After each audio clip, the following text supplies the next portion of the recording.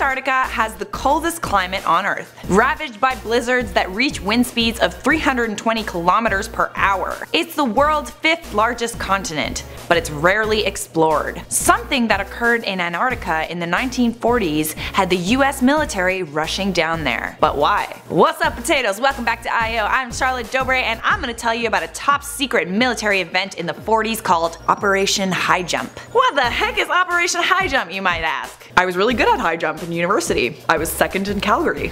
That's not what Operation Highjump is, I just felt like bragging. So we know for certain that Operation Highjump was a secret the US government discovered between 1946 and 1947 in Antarctica. It was a fast-moving operation which required a ton of military participation, and that's confusing because World War II had just ended. What the heck was so important that the US military had to go down to Antarctica? According to a report by Anonymous, one of the stories of the events suggests the US was rushing down there to protect the United States from flying objects. Other explanations range from the military investigating mineral deposits like coal to training military personnel and creating US bases in Antarctica. Whatever Operation Highjump was, it required multiple aircrafts, 13 naval ships, an aircraft carrier, and close to 5,000 men. It really is confusing why the US military felt it was so necessary to go down there right after World War II. The whole world was drained of resources, economies were struggling. Why would anyone go down to the harshest, most desolate place in the world if it weren't for a good reason? A decorated Admiral Richard E. Byrd was the leader assigned to the operation, and when the operation was finished, he was summoned to Washington to be interrogated by the Secret Service. He then declared that it was imperative for the United States to initiate immediate defense measures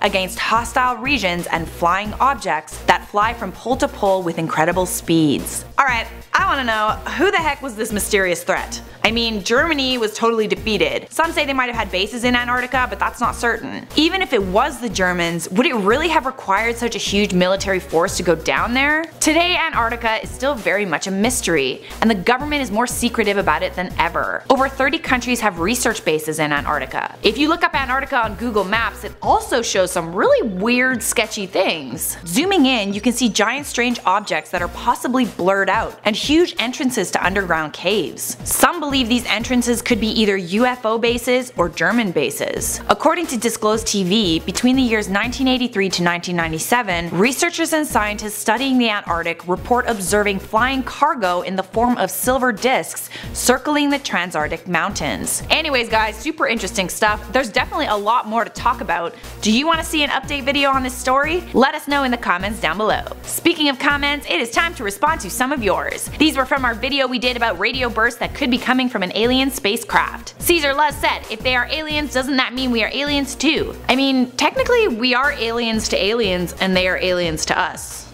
So, yeah, we're aliens too. Kadrian Bridges said, are you secretly an alien, Charlotte? I don't know, maybe? Maybe that's why I want to hug them so badly.